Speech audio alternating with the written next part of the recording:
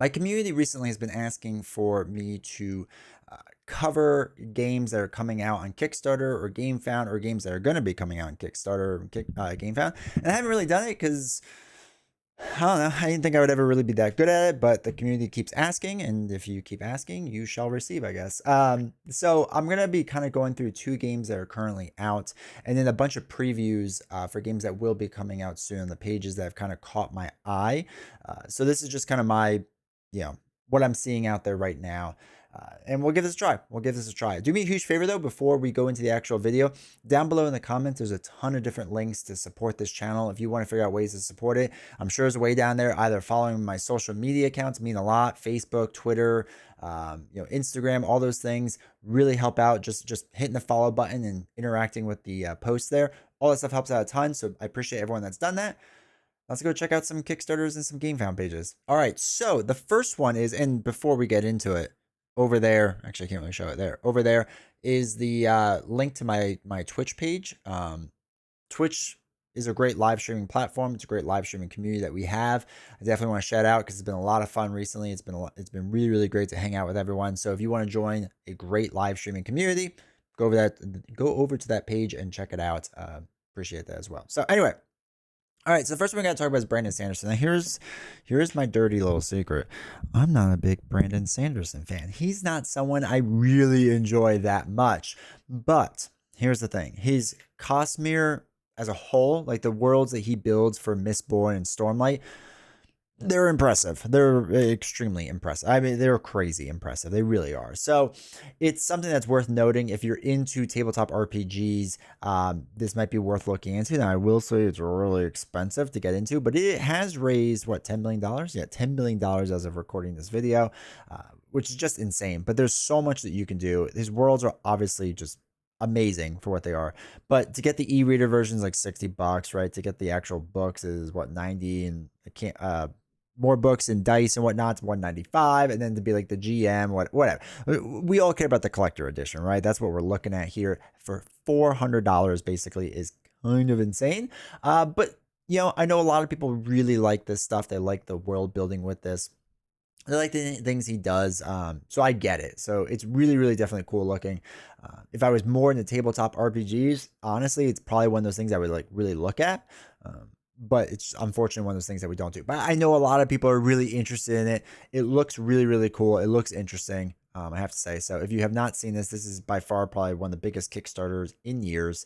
And it makes sense. It makes sense. It's a big name, big Kickstarter, raised a ton of money so far. So anyway, we have the Cosmere RPG. All right, so last one was Kickstarter, right? So now we're moving over to GameFound. This is a game that kind of caught my eye. I think it looks pretty interesting. Leviathan Wilds second printing. It's got a solo mode, which is nice. The page layout I don't really love because it's really hard to find what the game is about. But basically, so you can see you choose a Leviathan, right? There's a bunch of different ones. I really like this spiral bound notebook kind of trend that's been going on. It's so much better than having like the staple in the middle or whatever else. Big fan of that. Anyway, you shuffle your deck, you build it, all that fun stuff. You climb up this Leviathan through unique maps. You dodge attacks, leaping over gaps, all that fun things. You have to break crystals to win, and they represented by dice, and then it goes into all the different things about the game, which is fine. So you have to kind of scroll a bit, actually really quick, just so you can see the prices. All in for a new person would cost about $110. Obviously, that's a lot of money. But it's not crazy, right? I mean, because they're not like shoving tons of miniatures in here, because they're using basically D6 dice for a lot of things, it's actually not terribly expensive. Again, it's not cheap. I don't want to make it like mislead you on that, but it's not crazy expensive with it, and they have a few add-ons and stuff like that. Anyways, they go all the review stuff, but you can see down here explains how the whole gameplay system works. So it's a bunch of different choices. So reveal and threat at the start of each turn, reveal the Leviathan's intended attack. It does not resolve yet, giving you a chance to react, which is always nice. That's not just like super random. I mean, obviously it's gonna be a little random, but it's not crazy. So then you have to play a card to gain action points to use them to traverse the Leviathan and strike binding crystals, and kind of shows you how you do all that. Resolve the threat after activating, resolve the threat card. All targets caught in the area are affected, and then you can play your skills and whatnot. So it's not, doesn't seem like an overly complicated game. Again, I haven't like deep dived into this a ton. You can read the whole rulebook though and play on Tabletop Simulator if you're into that. But it does look cool. It looks simple. It's again a little expensive, but it's not crazy expensive, which I appreciate. But it's not overproduced, right? I'm getting kind of tired of a lot of these overproduced games now. We'll get into that in a second because there is one or two that I will be pointing out. But I am getting kind of tired of it because it's just like driving up the cost of a lot of things, and I don't have room for all this stuff. So it looks like a smaller package. It looks cleaner, simpler put together. So definitely definitely a game I'm going to be kind of keeping an eye on. All right, so next up we have Above and Below Haunted. And at first I thought this was just an expansion onto Above and Below, which, he's done Near and Far and those type of different games, and they're all fine and good for what they do. But I realized later on when I actually read the thing that it's actually a standalone sequel to Above and Below. It's on the 10th anniversary of the original game, which I didn't realize that game was 10 years old, which is wild. But you basically build a village in a haunted marshland, recruit a diverse cast of characters, and you explore through the caves down below. And the original game itself was pretty cool. I feel like it was very basic though, and there could have been a lot more to it. I will say that with each of Red Raven's games, they seem to be getting better at design. They seem to be getting better at their games. So I'm a little more optimistic for this because again, we played Above and Below like years back, 4 or 5 years, I guess. And it was one of those things that it was fine, and it has a solo mode. It was one of those things that was fine, but it wasn't great. It felt like it was just okay at best. So their main tier though is $85, and then you can get the one without the treasure chest or whatever. $85 isn't too bad nowadays. Again, I'm kind of looking at this for more from a value added on perspective. They do sell their extra stuff. Red Raven does this with a lot of the things. They have extra miniatures or whatever else, which can help rack up the price a little bit. But it was a interesting enough game. It was a fun game, and more importantly, I think Red Raven kind of gets better with each iteration of their game. So I'm kind of excited to see what this one will be moving forward. So Puerto Rico is a game I like a lot, right? I think it used to be back in the day the top BGG game for a long time before Gloomhaven came around. And Awaken Realms is working with Ravensburger to basically deluxify your game, right? It's going to be very deluxified. It is a 2 to some player game. Puerto Rico is a good game, right? It was always a good game. And I'm interested to see what Awaken Realms actually comes out with this game, because it's going to be all the ships and the minis and all the Awaken Realms stuff, which what they do. And they make high quality stuff. Every single game I've gotten from Awaken Realms has been really nice. It's been really good. It's just been really overproduced. But I will say Awaken Realms, when they actually run a campaign, run it usually at a pretty good price point. And then after the fact is when it gets really expensive. They usually sell it for double the amount at retail. So if you're interested in this stuff, it's definitely worth looking into while it's on its GameFound page. But Puerto Rico is a classic game. Like I said, it's an absolutely amazing game. We'll see what they do with all these miniatures and stuff. I really like the game. I think it's really enjoyable. I'm hoping that all this stuff won't be a little too much with all the minis and stuff, in the sense that it's just too much going on. Not that it's too much content, but just too much going on.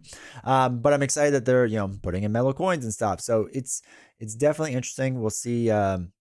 And then they did Castles of Burgundy before, right, with their stuff. And I think it's been pretty well received. I'm not a big Castles of Burgundy guy, but I think they make quality content stuff. They make pretty good games, but obviously it's not their game. But yeah, they're $95. We'll see if they do more add-on stuff.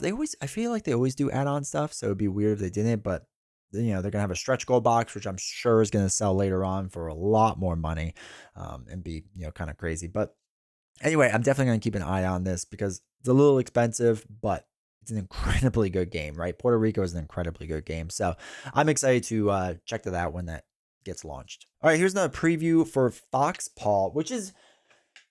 It's got a lot of Harry Potter vibes. Now, I'm not a big Harry Potter guy.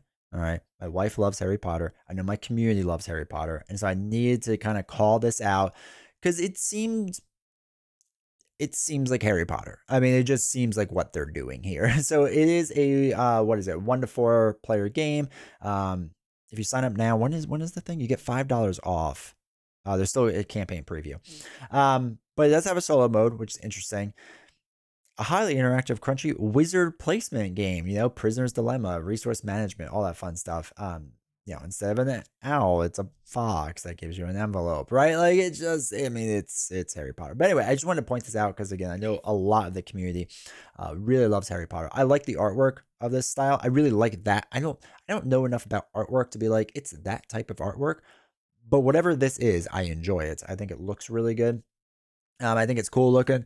Um, and again, I'm not a big Harry Potter guy, but it looks good, right? It looks good. So I'm excited to see when it actually gets released. The whole of the House Cup for totally not Quidditch up here that they're doing, right? I'm sure that's not Quidditch that they're playing.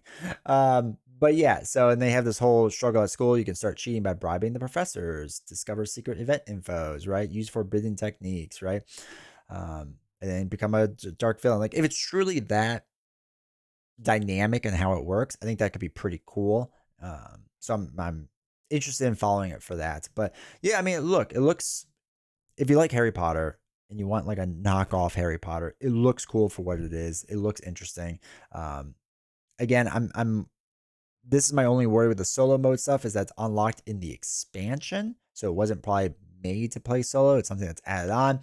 Anytime a company does this, gives me just a little bit of pause, right? Because either maybe they had it planned, they were going to do it anyway, but if you're going to do it anyway, put it in the initial sales pitch, or I don't know. That always makes me worry. And maybe that's because I've backed Kickstarters from like, 2016, 2017, when like they literally would just throw on a solo mode when they hit like, $100,000 and they were like, oh, we'll just put it on. And then they like, they design it later on and it's a mess and it's not that good. So maybe this will be fine and we'll see later on and whatnot once all the details come out. But anyway, I'll keep an eye on it. Maybe we'll do a follow-up video if again, this video is well received. But it's worth looking out or worth looking into if you like Harry Potter and kind of that whole theme. One of the things I don't think people really know about me is that I love Japanese culture. I love feudal Japan. And I think this art style, this theme of the game really kind of speaks to me. It doesn't look complicated. It looks like a really kind of simple game. It has a solo mode, but it's just a theme that I think I really enjoy. So it's a short game, right? 30 minutes, 1 to 5 players. I think it looks cool. The artwork is kind of what really kind of drew me in. I think all this stuff is really gorgeous looking. Even the card backs look good. But they don't really show much. But they have a whole video. I don't want to play it. But basically, you're on these hexagon boards. You're putting like little tokens out, and you're trying to collect the tokens. And there's different cards that affect different things and do different things. There's not a lot out there yet, but there's different quote unquote pads. So we'll see how interactive that gets. But again, I wanted to point this out because I just like the theme. I like the art style. I think it looks cool. I think it's worth looking into in the future. Once they start the campaign, see, what they actually come up with, because this might be something that I take a second look at. All right, the last one we got to talk about is a big one. All right, we haven't played much Cloudspire on this channel, but if you know me, I like chip theory games. I think they make really good content. I think they make really good games. Now, really quick with Cloudspire, it is one of my favorite 2-player games that's ever existed. I think it's a phenomenal game. I mean, absolutely one of the best. The only issue with Cloudspire is that it can be a rough game to teach. The actual way to play Cloudspire, very simple and straightforward, right? Of just like stacking your units and having them move out and having them battle each other. All that stuff is really simple. The hard part is understanding each faction. So you have to teach the other player not just how to play the game, which is simple. And I've gone to a convention like PAX Unplugged, and I've taught my friend while sitting there like how to play the game. And they were like, "Oh, this is really simple." I was like, "Yeah, it is." The problem is understanding the faction is really complicated. Now, again, if you're just playing for fun and having a good time, that's not that big of a deal. But Cloudspire, this is Harbinger. This is their new game is coming out. They have, skirmish play and all this different stuff and solo and co-op modes. I'm not a big fan of their solo mode. I don't like their co-op mode. I don't like their 3 and 4 player mode. I think I play this pretty much strictly as a PvP game. The solo mode isn't bad. I know some people like it. It's very puzzly, but it just takes up too much space for me, and I don't have enough room for it, unfortunately. But this is it. This is their final Cloudspire campaign that they're doing, and they're finishing the trilogy. I don't know if they mentioned it in the Discord or somewhere else, or maybe it's in here. But this is the end of the trilogy. This is gonna be it. So if you want to jump on and probably get Cloudspire for a decent price, this is gonna be the campaign to do it. But they have 3 expansions coming out. This is all we know about so far. I'm gonna guess they kind of go out with a bang. I think there's gonna be a lot of stuff there. and I'm excited for it. I'm excited for the game. I think it, like I said, as a PvP game, it's one of my favorite games of all time. It's really good. It's really, really, really, really good. Again, playing the game, it's not that much of a learning curve. Understanding your faction is where the learning curve is. It's the same with Too Many Bones. Too Many Bones isn't that hard to teach and to play, but understanding how your gear lock works is the hard part. So I hope this campaign does really well for them. It's kind of sad to see that they're finishing Cloudspire and they're going to be done with it. But again, I think it's one of those games that it gets a lot of bling to it. There's a lot of pieces involved, and it just becomes bigger and bigger boxes and takes up more space. And I do think the industry is slowly kind of moving away from that. I mean, you still see obviously the massive campaign projects that are out there, but I think there's fewer of them because people realize this stuff takes up space. And also the other thing is they do have the Office More Chips and Hex Crew for all the kinds, and the new 20 strong Cloudspire deck ports the game into Chip Theory's bite-sized strategy dice roller. So the 20 strong Cloudspire deck should be involved with this. So even if you're just a 20 strong fan, it might be worth checking this out to see what's in there for that, because like I said, they're doing the 20 strong thing. But yeah, so it's going to include the factions, the expansion, which is all the crowdfunding, whatever extra unlocks I do, the miniatures, which the miniatures are really nice. They're not needed, but they are really nice. The story, the books I have are gorgeous. I really, really, really like the books for the game. So I'm excited to do that because the artwork is just, I think Cloudspire has some of the best artwork for the game. I think this was also the game when they first used matte chips for the first time. So if you've played Too Many Bones, they're high gloss and they scratch over time, which is really sad. I think this was the first game to use the actual matte chips, and they just look phenomenal. And the artwork is just, I think, second to none. I really love the artwork in Cloudspire. So anyway, Cloudspire, I'm excited for it to come any day now, hopefully. But yeah, just really excited for this expansion. All right, so hopefully you like this type of content. If you want to see more of it, I guess let me know. Maybe we'll do this every now and again. Just, I don't know if we'll do it weekly or monthly or whatever. Maybe when things just catch my eye.